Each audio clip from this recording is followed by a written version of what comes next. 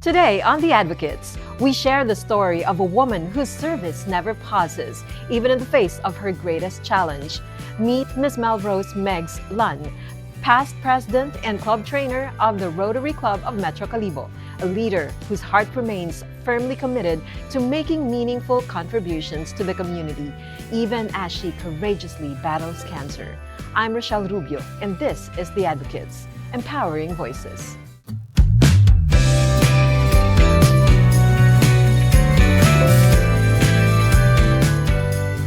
With the heart of a volunteer and a deep commitment to community, she is constantly in motion. A Rotarian who also serves across other civic organizations, her dedication leaves many wondering how she manages her time, her energy, and her resources.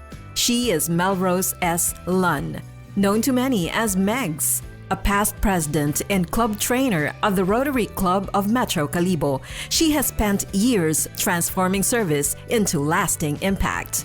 But what truly sets her apart is this: she continues to serve, to lead, and to give back while courageously battling cancer. What are the core advocacies that drive her forward? I am a Rotarian, a member of Rotary Club of Metro Calibo, District 3850. Rochelle 3850 is composed of the Western Visayas and the Western Peninsula of Mindanao, including Negros and Guimaras Province. I have three core advocacies that I stand for, which are Operation Tagoy, the Every Disabled Child Matters, and Rotary Project Walk, which I can elaborate later on. Working part-time with Infant Jesus Academy Calibo as Student Activities Coordinator and External Relations Officer, Ms. Megs is also a volunteer at Santo Niño Seminary, teaching media literacy and community engagement. Who were the people and experiences that shaped her passion for charity and community service? First was my late father. He was very amiable and charitable person. Minsan ulam na namin nawawala sa table kasi pinamimigay niya sa kapitbahay or sa mga kanto boys na kainuman niya. Madalas din yung extra income niya na dapat iuwi niya ay pera, hinihingi niya, bayaran lang siya kahit 1 kilong bangos para may uwi lang sa bahay. Second was Saint Teresa of Calcutta, or Mother Teresa to many. I watched her life story and I admired her courage, asking people help and being persistent about it. Kasi ganun din yung ginagaya na best practice sa kanya.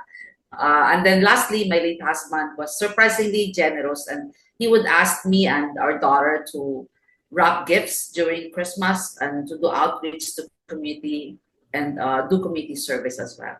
Even before becoming the first female president of the Rotary Club of Metro Calibo, Ms. Megs was already active at the district level, steadily earning the trust of her peers through leadership and service. Her election marked a historic first, a breakthrough moment that reshaped the club's leadership narrative and opened doors for more women to lead. What inspired her to join Rotary, and how does she continue to serve and guide others as part of Rotary's Advisory Council?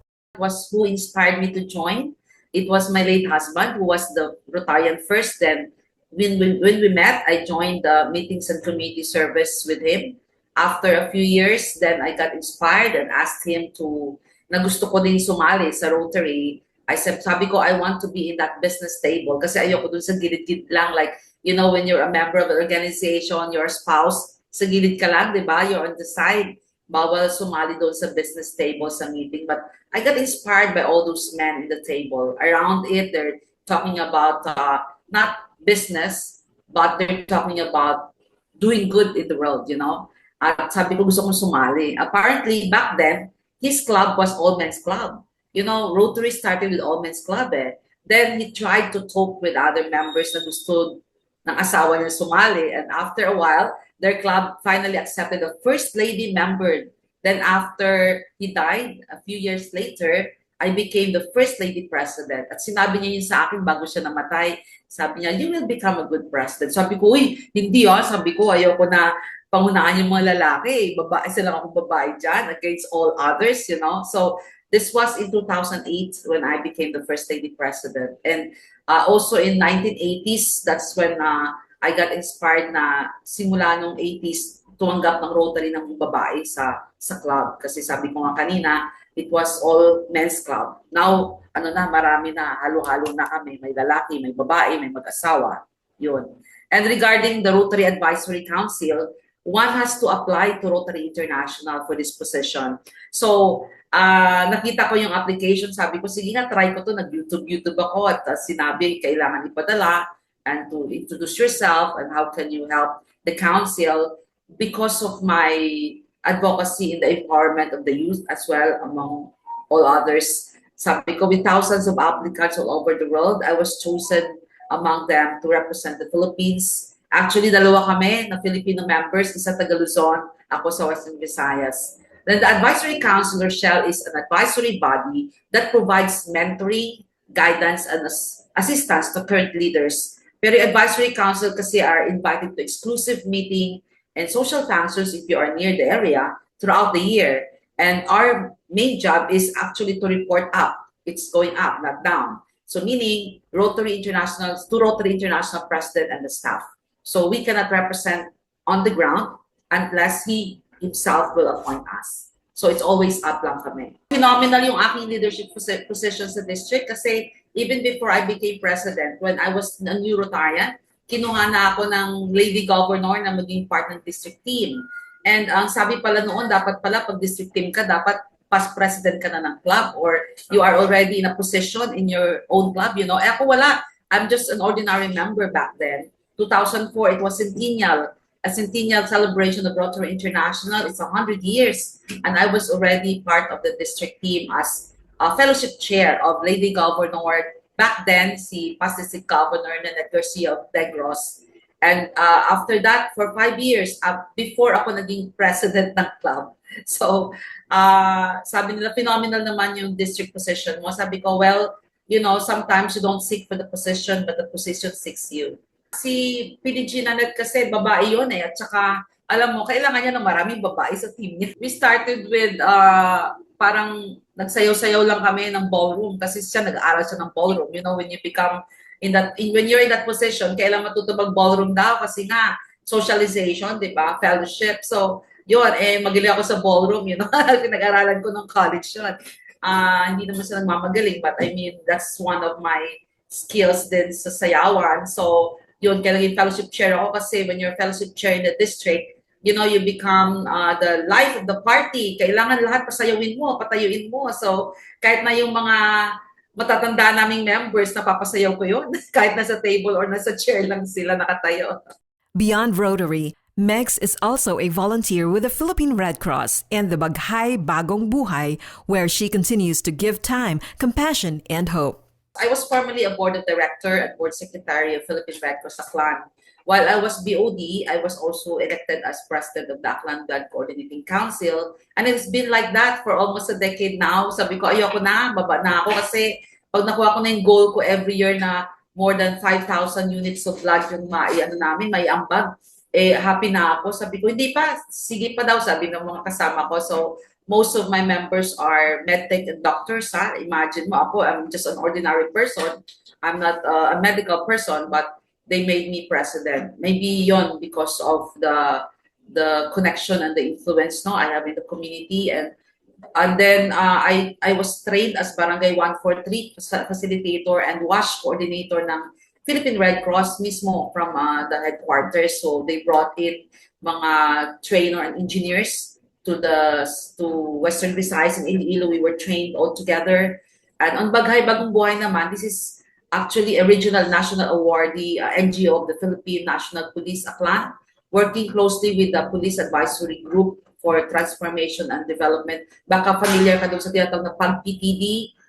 Philippine National Police invited mga private sectors to help them as advisory group, and to also help them in the transformation of the police, you know. And then at the height of COVID, or not COVID yet, anti-drugs campaign of our former president then. So we supported PDEA and also the Aklan PNP when it comes to fundraising and also financial sa mga bypass operation. And then we also do fundraising and help build structures or renovate structures inside the Aklan Police Provincial Office. And mga members namin dito, iba-iba rin. Pero, you know, when we are a member community, we see each other the same faces, the same organization. Andun yung Rotary, andun yung taga-Kiwanis, andun yung taga-Suraptiris, andun yung Lions. So, maraming sector na represent yan. And then we become the advisory group.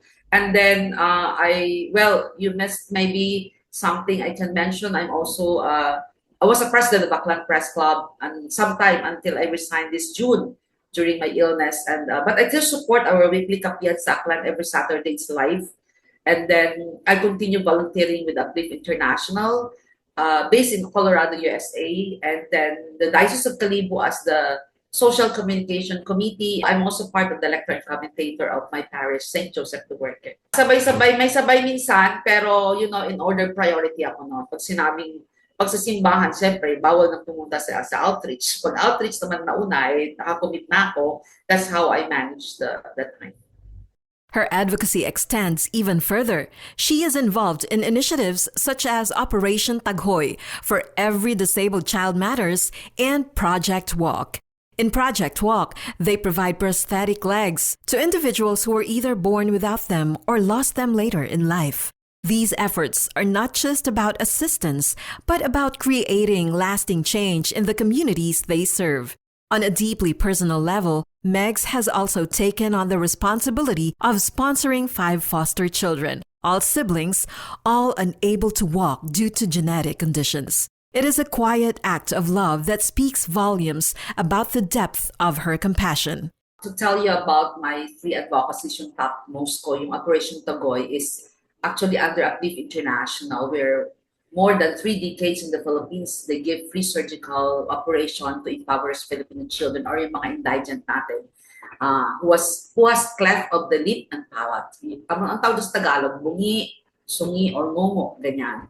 We would travel around the Philippines and partner with Rotary, Kiwanis, Lions, and local hospitals and LGUs. This year, we are going to Legazpi City at Agod General Hospital, February 22 to 26, 2026. And you know, Rochelle, we've been there in Bicol region for 7 years now. Ibig sabihin, maraming batang nakakailangan ng libreng operasyon.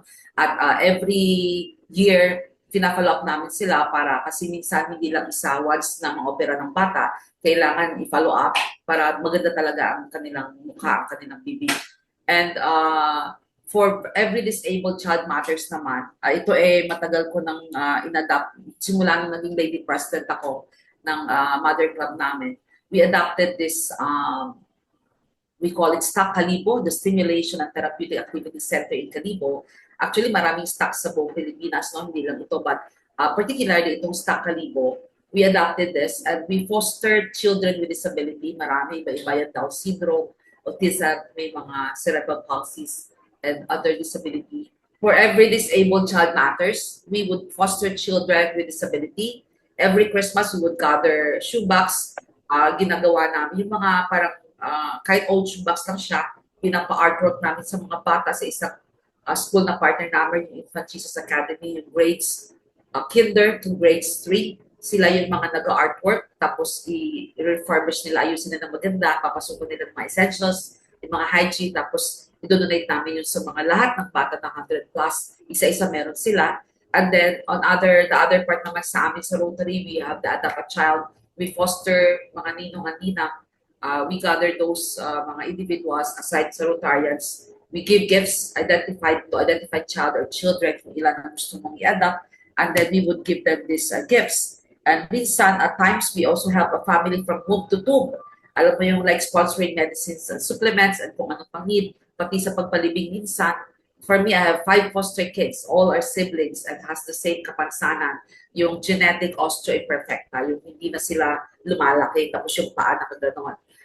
Parang gano'n. Hindi siya yung nakakatayo. Hindi rin mas nakakalakad. So, meron kami mga wheelchair or mga baby, what do you call that? Ang tawag dun sa pinaglalagay ng baby. Ilalagay sila doon para yatin sa school. And lastly, yung Project Walk. Walk started with Wishes of Aid and Lips for Kids. Yun yung kanyang acronym.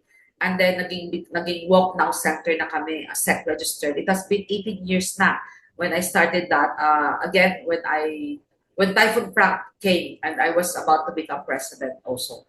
It happened 18 years ago. I am now the executive director, and my club and other partners would collaborate to help fundraise to give free prosthetic legs sa mga walang paa sa either inborn na dysplasia or may kapansanan because of diabetes or gangrene disease. So we do this with our sister club, Rotary Club of Forbes Park, and other private donors. These projects require significant resources, yet through determination and a shared sense of purpose, sponsors are found and lives are transformed. The impact on the beneficiaries is profound, and the ripple of service continues to grow. Mahal talaga yung prosthetic legs, yun yung mahal kasi one leg below knee would cost like 45,000, above knee would cost 50 to 60. Yung hanggang sa bewang would cost 80 to 100,000. And then we're giving yung endoskeletal, hindi yung basta-basta lang na paa. So, minsan meron kami binibigay na Jaipur, pero kasi minsan nagko-complain yung patient, mabigat siya. But you know, when we give, we would rather give the best for them, you know. And then we cater mga children at saka may yung mga nag-aaral, yung mga nagtatrabaho kasi it would really, it will be a big impact to the community na hindi sila sa pasali ng community natin, ng society, and they become productive, you know, you give back their dignity, nakakalakad sila during graduation, yun yung mga magagandang impact. Marami kaming mga kaibigan, local and abroad, and especially our work, yung Forbes Park talaga, they're very generous na mga Rotarians namin, at saka yung aming president, si Attorney Edis Canyo, would also ask his client to sponsor 1 kid, 2 kids, and then on my part naman on the ground, I would run errand for sponsors ng mga venue, ng mga snacks, ng pamasahe, ng mga pasyente, kasama yung kanilang mga, what they call this, yung kanilang guardian, yung mga other parent or kapatid or kaibigan, kapitbahay. And then we would partner, syempre, kailangan natin na, alam mo naman sa organization natin, wala masyado tayo dyang pondo. So we need to use our charm, you know, to ask people and organizations, other LGUs and other private individuals to come together for a big cause. Guided by the 7 areas of focus of Rotary International, Ms. Megs led her club with purpose and direction, ensuring that every project addressed real needs and created meaningful impact. First, yung maternal and child health. We have strategic partners like Mommy's Breastfeeding of Aklan, neuropsychological services. So we do projects like Breastfeeding Month Celebration, Nurture the Nurturers, Postpartum Awareness Program. Ito yung mga nanay na nanganak, after that nagpo-postpartum, yung mga pinagdadaanan nila, kailangan nila ng support. And through this program, we also give away mga essentials and vitamins or supplements to mother and children. Yung second namin na area of focus, yung basic education and literacy. This year, we adapted yung school. We organized their library structure, books. We also initiated yung e-library hub in the same place by providing them desktop computers to bridge the digital gap kasi medyo nasa remote area sila. We also distributed almost 10,000 books across the seas to more 35 public schools in Aklan, including a few in Capiz, Iloilo, and Antique. And then the third area of focus is economic and community development. Ito naman, we have organized a Rotary Community Corps, RCC, of young parents who were displaced during COVID time, you know, and we gave them dressmaking livelihood program. We donated yung mga kanilang machines, yung mga, what they call this, tailoring machine, tsaka yung mga gamit nila and everything. We even renovated a building for them as their center hub that they can use. This year, we plan to organize skilled worker through TESDA. And then number 4 namin na area of focus yung water access, sanitation, and hygiene, or WASH. Familiar ka dyan. Our club for many years have distributed toilet bowls to remote areas in the province of Aklan in response to zero defecation program ng gobyerno. We also have constructed toilet for girls and boys sa mga school, yung mga hand washing, what they call this, hand washing stations, especially nung COVID time. Ang daming hand washing na put up namin kasi it was required. And then through District Global Grants, we have distributed naman mga water pumps and hygiene kits through Soap Cycling Philippines as one of our many partners in this area. So itong soap galing pang ibang bansa, pinapadala sa akin doon sa amin sa bahay at dinidisip namin mababango yun galing sa mga international hotels. So Soap Cycling Philippines yung partner namin dyan. Number 5 namin na area of focus yung disease prevention and treatment. In this area naman, we partnered with Philippine Red Cross Aklan, the Aklan Bancorit Council, the Aklan Provincial Health Office. We promote and advocate the voluntary blood donation program in all barangays of the province of Aklan. Our club has, on a monthly basis, would sponsor yung mga snacks, send manpower, yung mga Rotaract Interact namin, even us Rotarians would be there on the ground to assist in the voluntary blood donation program. More importantly, we also support the global legacy of Rotary International, which is End Polio. End Polio has been in for 40 years now. We give, free polio vaccine. It's free. We contribute also our personal resources or money to eradicate polio in the world. And we also joined the Rural Health Center in giving the vaccines to children below 5 years old. Number 6 namin na area of focus is yung peace building and conflict prevention. Our club partnered with RLB, sa Associates and Law Office, or Project ALAC. This is not ALAC na iniinom, ha? It's spelled ALAC, Awareness Legal Aid Caravan. With our volunteer lawyers, the team would go to remote areas or prisons to give free legal advice, assist them on their need on notary, getting birth certificate, or help in the issues of family and land dispute. Marami yan sa probinsya. Minsan na rin po kami pumunta sa Zamboanga City in Mindanao to reach out in the Muslim community. And lastly, yung 7 areas of focus, yung number 7, yung environment. Kahit kayo may ginagawa kayo niyan, we do our best to save Mother Earth. Our club would plant mangroves and other fruit-bearing trees when possible. We also print tarpaulins or reminders on solid waste management in support of the local municipality. So yun yung aming 7 areas of focus. Other than that, may program kami yung mental health at saka yung DI, yung diversity, equity, and inclusions. But leadership also meant sustainability. As the club's first female president, how did she successfully mobilize support and pull in much-needed funds to keep their programs running throughout her term? And what leadership values allowed her to inspire partners, sponsors, and fellow Rotarians to believe in the work and invest in service? I was the most traveled president because, I would go around other clubs in other districts. I would travel. Pag uwi ko, meron na akong dalang pera kasi nag-solicit na ako. So, kailangan mong magkaroon ng strategy kasi hindi naman pwedeng gasusin mo lang yung fund ng club nyo kasi minsan may mga kailangang bayaran, may training and everything. So, ikaw kung meron kang advocacy, you really have to think hard how to collaborate. And in my first year nung president ako, nakaipon ako ng 150 NGOs na partners because, siguro maganda rin yung dating ng Typhoon Frank. In effect, marami akong nakilala at marami akong naging partners. And one of those, Kiwanis. Alam mo, magkakasama kami na nagpi-feeding sa daan at saka sa ibang lugar. So, nakapagkuha ako ng manna rice from you, nakahingi ako because of that. And then, ang amin na lang is a hope. O, di ba? Magandang yun, malaking bagay. So, yun yung mga nagawa ng collaboration.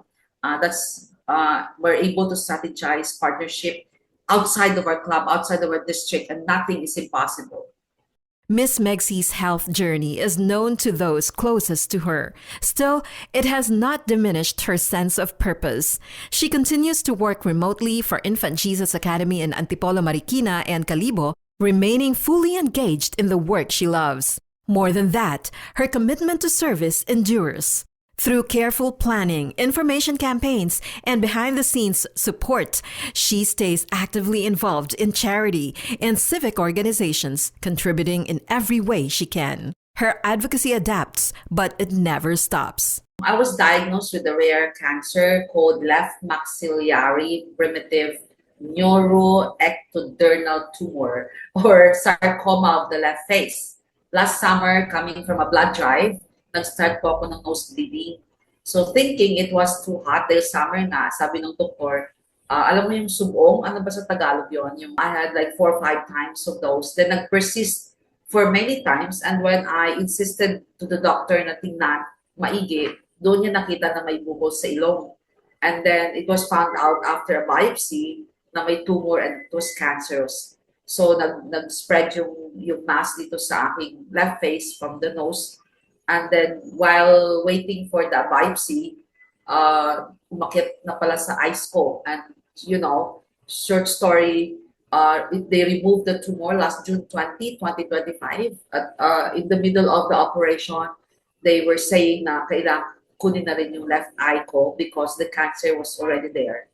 And then sumunod na yung chemo, and then at present, I'm ongoing yung aking radiation for 30 days. I'm on my 11th day today. So, alam mo, laban lang. And I face my illness, with courage, patience, faith, and trust in the Lord. While you see me active remotely or even on the ground once in a while, pag nakalusot ako, lumalabas ako. At pupunta ako dun sa outreach. So, but I pray a lot and I have some, I have more time to pray now that with my illness and medyo bakasyon ako, wala ako sa trabaho, wala ako sa community. We rented a place in Iloilo City now para ma-isolate lang ako sa marami and then I can focus on my healing. And I pray for others undergoing the same ordeal.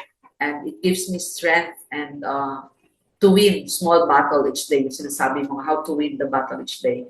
And I pray for them. Kasi if you notice, may mga kasama ako na cancer patient, na batchmate ko din, friends ko din. And we draw strength from each other. Where does she draw the strength to keep going? Support continues to come from her family and close friends, providing her with strength and stability as she continues her journey to win her battles each day. That's one thing siguro na first and foremost, but that's why I'm more positive because of the support of my family. So I have one daughter, nagtatrabaho din siya remotely, and then my sister is with me, my only sister, siya yung aking kaagapay dito, kasama araw-araw. Nagluluto, namamalengke, alam mo yun. Nurse ko na rin siya, kahit hindi siya nurse, but during the chemo, may injection ako, siya yung gumagawa noon, tinuturuan siya ng doktor. And so, malaking bagay ang support. My two brothers driving me around or mag-service sa amin pag kailangan. And my nanay would help me get mga gamot and would remind me, ilaga, inumin, alam mo naman sa probinsya. So yun, malaking suporta. Friends and of course, friends local and abroad, yung mga nagpapadala ng tulong. Kahit hindi mo hinihingi, pinapadala ka nila, nasusurprise ka na lang, nagpapadala ng prutas, malaking bagay ang support system. Through discipline, careful planning, and purposeful time management, Ms. Megs continues to lead, serve, and make a difference, proving that commitment to purpose can rise above any challenge. I balance my thing, like I have a real reliable calendar. Ako po yung tao na yes is yes, no is no. And then I arrive before the time or on time. Yun yung aking, doon ako kilala nila. Not late like Filipino time. If I'm sick, I stay and rest. For health naman, ever since I schedule my lab test, dentist, yearly or twice a year before I go for a medical mission abroad or here, may mga trip ako. Nagla-lab test muna ako to make sure na I'm okay. Actually, ironically, before I got this cancer, nag-total lab test ako and I was fine, And then I went pa to medical mission last year when it happened, and then after that in summertime nagsimula yun. So yun, parang it's not my plan, it's not God's plan. Whatever He gives there, tanggapin natin. Malaking bagay acceptance. Now lang magkasakit ako ng ganito, now lang talaga ako nagkasakit ng ganito ka-serious. Even during COVID, I was out on the bakuna bus with Red Cross, yung hatid with the church namin. I travel each year, and now that I am ill, so of course, prioritize natin yung health. But still, once in a while, I serve in any ways I can. In between my chemo treatment, I see friends, I work in my office and do outreach. So if I'm tired, I rest naman. So that's how I balance and manage things. As she continues her advocacy work, Ms. Megs chairs an upcoming oratorical contest centered on one of Rotary's guiding principles, the four-way test. It is a moral compass that asks whether our words and actions are truthful, fair, beneficial, and grounded in goodwill. We do Zoom meeting. Last night, I did a Google Meet meeting because we have an upcoming oratorical contest. So I chair that contest even remotely. And so I have to meet them through online with with the teachers and members. I guess since naka-remote ako, para naman maaliw yung sarili ko, hindi ka overthink ng sakit mo, I have to entertain myself as well. And I have to do these things, you know. And when you invited me, I said yes because sabi ko, sige, I missed the media. Sabi ko nga sa'yo sa Kapiyansa ko lang, I used to host those. But I missed, you know, hosting and talking to people and to fellow media practitioners. But how hard is it to live by these ideals in real-life situations, especially when challenges test both characters and conviction? Of the things we think, say, or do, is it the truth? Is it fair to all concerned? Will it build goodwill and better friendships? Will it be beneficial to all concerned? Yun yung the four-way test. Yes, living by this principle can be quite challenging, Rochelle. No one is flawless. And di tayo perfectong tao. But it is essential for everyone to embody integrity. So with integrity, you embrace the four-way test. I'll tell you a short story about integrity, Rochelle. Simple lang para maintindihan ng lahat. Before Christmas, I had to meet an old-time friend, a long-lost friend. Ang sabi niya sa akin, 7:30, we meet in the venue. Una, sunduin niya ako. Sabi ko, no, wag mo akong sunduin kasi ayoko malaman niya na may illness ako agad. Kasi gusto kong ikwento sa kanya pagkaharap ko na siya, hindi yung nakasakay ako sa sasakyan. So, 7:30, I was there at 7 o'clock. And while we were sitting around talking, na-mention niya, oh, I know, Megs, pag sinabing 7:30, on time yun. Kung hindi yun before the time, on time yun. So he arrived just on time. And that's integrity when it comes to time.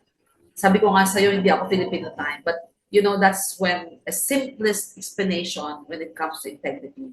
When you do that, then you answered yes to all the four-way tests. You can actually use that in your personal life, in your office. Hindi naman yan sa Rotary lang din. Kasi umpisa nung ginawa nila yung four-way test is because of business. Apat sila noon na sa Rotary na founders together with Paul Harris na ginawa yung four-way test because of business nila. Ms. Megs closes with a message that goes beyond titles and recognition. She reminds us that in serving others, we not only uplift communities, but also enrich our own lives. Her story reinforces a powerful truth that humanitarian work is not defined by how much we give, but by the courage to keep giving and by the strength we find in working together. In the end, service has the power to change lives, including our own. Volunteerism and humanitarian work are profound expressions of our shared humanity, and where every act of kindness ripples outward, creating waves of change that touch lives far beyond our own. So by dedicating our time and efforts natin to serve others, we not only uplift communities, but also enrich our own lives with purpose and fulfillment. So remember, the smallest act of service is still a significant step towards a brighter, more compassionate world. Let us all strive to be the light in someone else's life, because together we can achieve extraordinary things.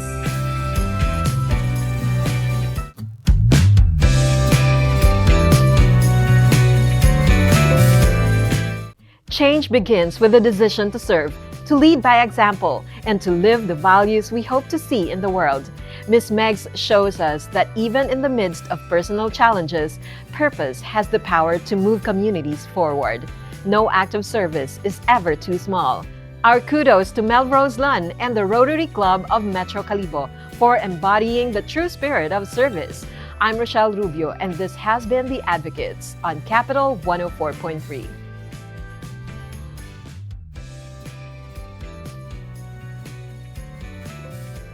This is where the voices of the voiceless are heard. The Advocates, Empowering Voices.